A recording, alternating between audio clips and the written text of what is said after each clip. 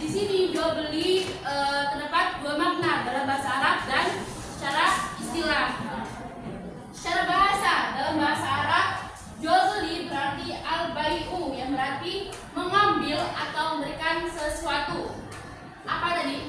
Secara bahasa? Mengambil atau memberikan sesuatu. Maksudnya di sini itu di mana kita memberikan satu barang lalu kita mendapatkan barang yang lain. Misalkan kita membeli motor. Setelah pertama kita harus membeli, membayar dengan uang, tukar-menukar, sama-sama menguntungkan dapat benda dan juga menghasilkan uang, begitu ya. Lalu secara istilah, jual beli adalah menukar satu barang dengan barang yang lain dengan cara tertentu. Dengan cara tertentu itu adanya kesepakatan bersama. Bisa juga dengan cara tunai, kan bisa sekarang juga ada namanya kris kan, dengan cara tertentu itu namanya disebut dengan jual dan beli. Lalu mengenai hukum jual beli, bagus saya semua kan? Hukum jual beli mubah atau boleh. Jual beli bisa menjadi wajib apabila menjual merupakan suatu keharusan, seperti menjual untuk membayar hutang yang sudah jatuh tempo. Lalu jual beli juga disebut sunnah jika barang yang dijual sangat diperlukan oleh pembeli. Lalu yang terakhir, hukum jual beli bisa menjadi haram apabila dilakukan dalam rangka kemaksiatan. Jadi maksud kemaksiatan seperti apa? Ada yang tahu?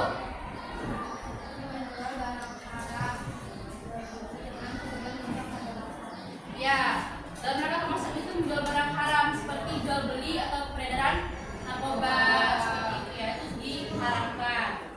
Lalu kita masuk ke pembahasan rukun dan syarat jual beli, yaitu ada objek yang dijual-belikan, penjualan beli, dan juga akad jual beli. Akad jual beli itu perjanjian antara kedua belah pihak, yaitu antara penjual dan pembeli. Coba dibuka tabel 91 halaman 226. Nah, di situ terdapat rukun dan syarat jual beli. Rukun dan syarat jual beli yang pertama ada penjual, penjual dan pembeli rukunnya. Syaratnya baru beranak beli dengan kehendak sendiri. Nah, oke. Jadi sedangkan berakal itu apa? Orang gila atau memiliki keterbatasan mental. Oke. Lalu rukun yang kedua, objek yang dijual belikan. Syaratnya apa tuh objek yang dijual belikan? Suci, ada manfaatnya, dapat diserap dan dimakan, milik penjual, diketahui oleh penjual dan pembeli. Oke, misalnya nih, yang diketahui oleh penjual dan pembeli, maksudnya itu apa? Bentuk, ukuran, dan sifat-sifatnya jelas dan diketahui oleh dua belah pihak. Maksudnya dari tadi yang bahas mengenai ada antaranya ikatan dan kabul itu, kita penjual dan pembeli harus mengetahui wujud, bentuk, ukuran, sifat-sifatnya jelas. Jadi misal nih kita beli buku, kita udah tahu nih jenisnya apa, jenis bukunya apa, misalkan novel, warnanya apa, sudah sepakat dengan harga, bentuk, dan isinya, sudah sepakat, maka adanya ikatan jual dan beli. Situ ya, diketahui oleh penjual dan pembeli, saling mengetahui sebelum transaksi dilakukan. Lalu rukun yang ketiga ada akad jual beli. Syaratnya apa? Ijab dan kabul berhubungan, bermakna mufakat, tidak disangkutkan urusan lain, tidak berwaktu. Nah, lalu tadi kan sudah dibahas nih mengenai jual beli dalam bahasa Arab dan juga istilah. Tadi di bahasa Arab apa? Jual beli. Lalu secara istilah jual beli adalah menukar suatu barang selanjutnya, yaitu terdapat namanya khiyar dalam jual beli di halaman 227. Khiyar dalam fikih amalan tentang jual beli dikenal dengan istilah khiyar. Khiyar artinya memilih antara dua hal, yakni meneruskan akad jual beli atau menurunkannya. Apa itu yang maksud dengan meneruskan akad? Ada meneruskan akad atau menurunkannya? Siapa bisa jelasin maksud dari meneruskan akad jual beli atau menurunkannya? Gimana?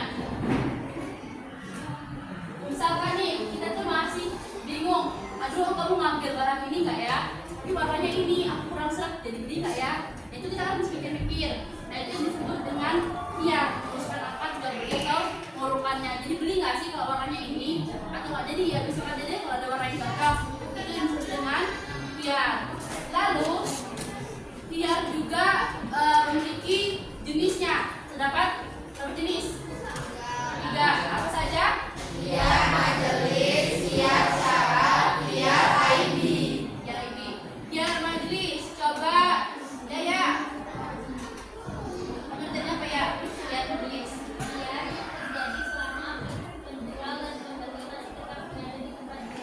Nah, ya, biar yang majelis itu biar yang terjadi selama penjual pembeli masih tetap berada di tempat jual beli. Misalkan di sebuah toko nih, kita membeli beras 10 kilo, tapi kita masih mikir nih, aduh kayaknya kebanyakan deh beli 3 kilo apa 2 aja ya, itu yang sudah tutup tepat. Itu yang disebut dengan khiar majelis. Lalu khiar syarat. Coba Zara.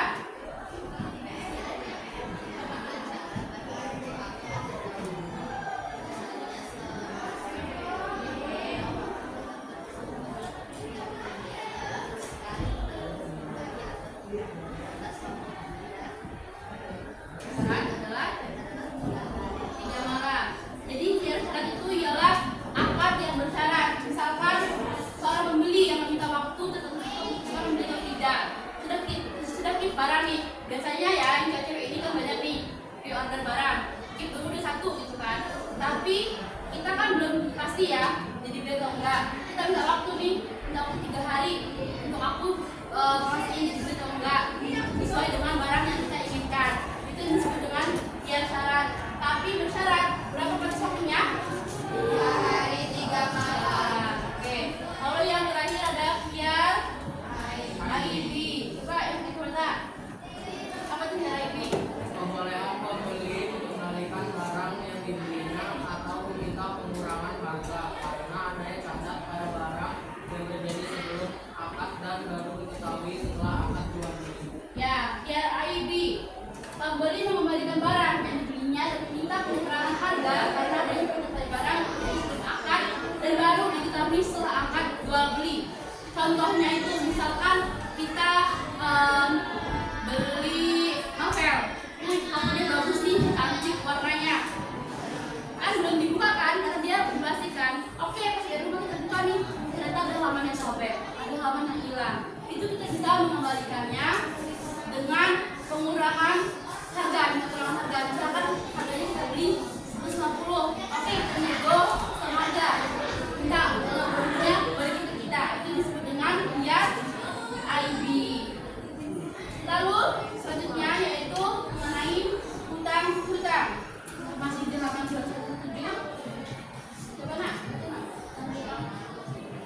Ada 2 kata dalam bahasa Arab yang diartikan sebagai hutang, dain, dan qard. Dalam bahasa Indonesia, 2 kata ini sama-sama diartikan sebagai hutang. Akan tetapi dalam masalah berat, kata ini memiliki perbedaan. Perbedaan di antara 2 kata ini memiliki dasar umum dalam penggunaan fikih muamalah.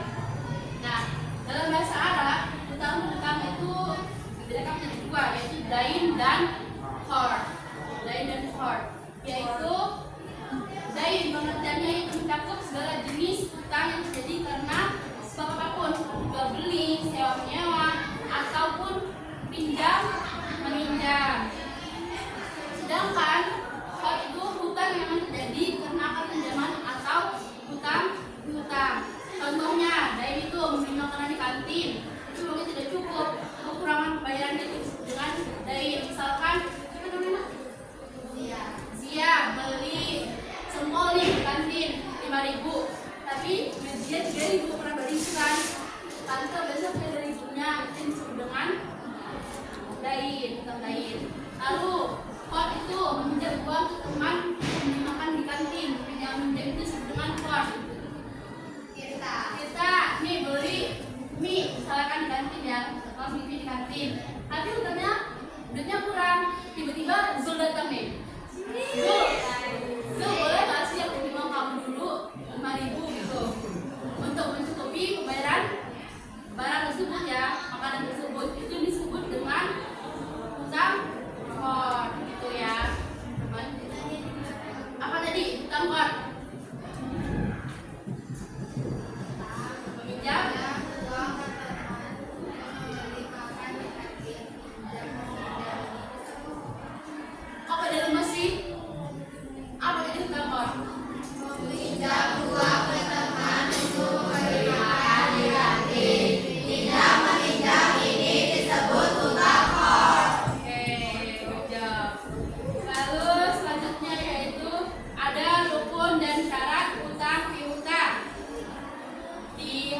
229. Rukunnya apa saja? Orang yang berhutang dan berpiutang, barang atau harta yang dihutangkan akan tidak kabul. Syaratnya Balik dan berakal, jelas jumlah, kadar dan takarannya, tidak mempersyaratkan tambahan tertentu. oke, lalu materi yang terakhir mengenai riba. Apa itu riba? Riba berasal dari kata dalam bahasa Arab yang berarti lebih atau bertambah. Secara istilah, riba berarti tambahan pada harta yang disyaratkan dalam transaksi dari dua pelaku akad dalam tukar menukar antara harta dengan harta. Betul. Ada yang tahu nggak riba itu diharamkan, disunahkan atau dibolehkan? Riba haram, hukumnya haram. Nah di sini itu riba dibagi menjadi dua, ada riba nasiah dan juga riba muamalah. Riba nasiah